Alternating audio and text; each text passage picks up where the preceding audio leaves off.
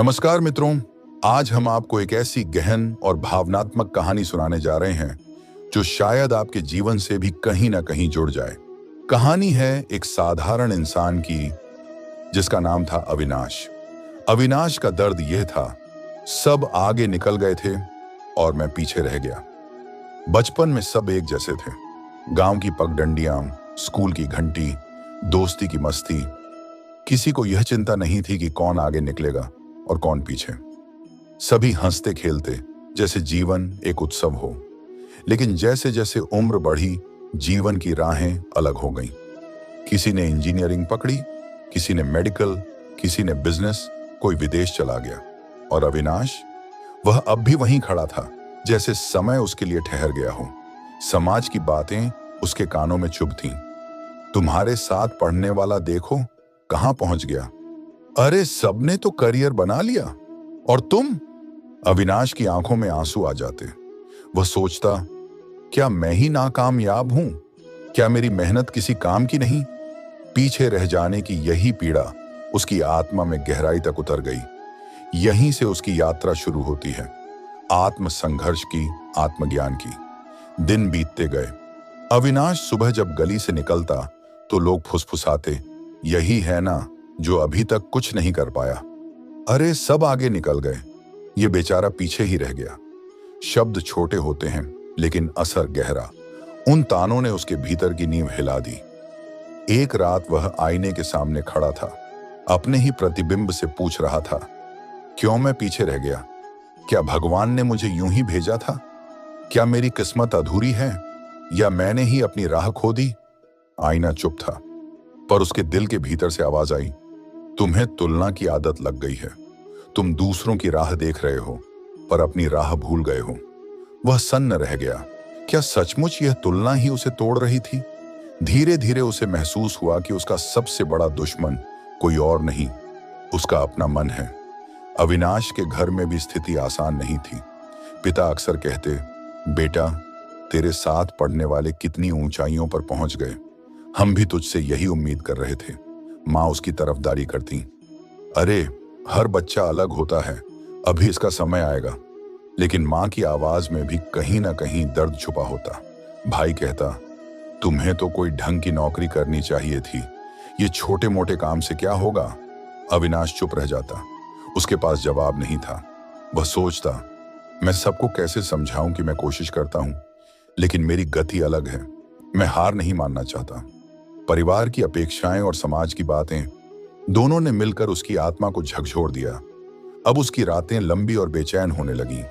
बिस्तर पर लेटते ही दिमाग में वही सवाल घूमता, सब आगे निकल गए और मैं? नींद आती ही नहीं थी। कभी खिड़की से बाहर चांद को देखता और सोचता, क्या मेरी रोशनी भी कभी चमकेगी? उसका मन कहता, शायद अब देर हो गई है। लेकिन दिल कहता, नहीं, अभी सब कुछ खत्म नहीं हुआ।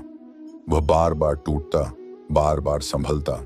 उसकी आत्मा जैसे अंधेरे और प्रकाश के बीच झूल रही थी। एक दिन थक कर वह गांव के बाहर एक पुराने बरगद के पेड़ के नीचे बैठ गया। हवा चल रही थी, पत्ते सरसराहट कर रहे थे।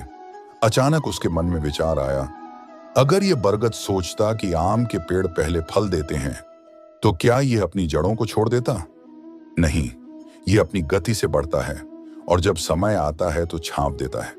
उसी क्षण उसके भीतर से आवाज आई, तुम पीछे नहीं हो, बस तुम्हारा समय अभी नहीं आया। तुम्हारी मंजिल अलग है, तुम्हारा रास्ता अलग है। उसकी आंखों से आंसू बह निकले, पर इस बार ये आंसू निराशा के नहीं बल्कि आशा के थे।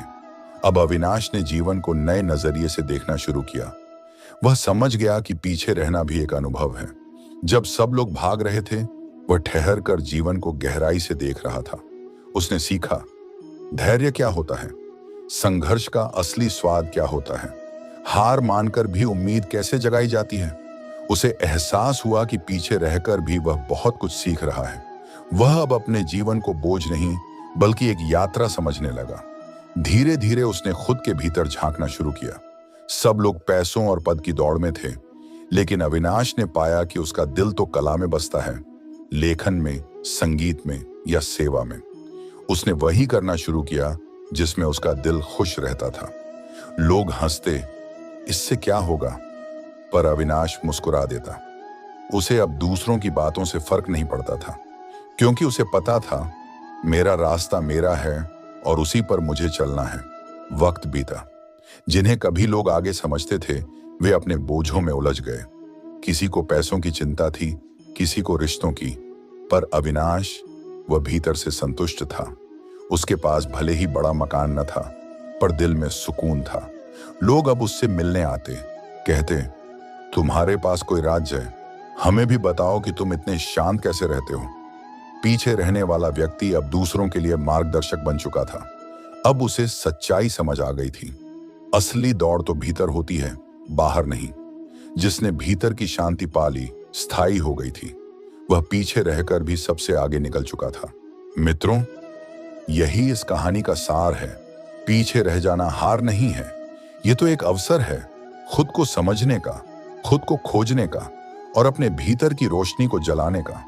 हर आत्मा की यात्रा अलग होती है, कभी जल्दी कभी देर से, पर मंजिल सबको मिलती है। इसीलिए अगर आपको भी लगे कि सब आगे निकल गए और आप पीछे रह गए, तो निराश मत होना। याद रखिए, जो पीछे रह जाता है वही कभी कभी सबसे गहरी सच्चाई तक पहुंचता है। और मित्रों, अगर यह कहानी आपके दिल को छू गई हो, तो इसे दूसरों तक जरूर पहुंचाइए। दोस्तों, ऐसी ही प्रेरणादायक और जीवन बदलने वाली कहानियां सुनने के लिए हमारे साथ जुड़े रहिए।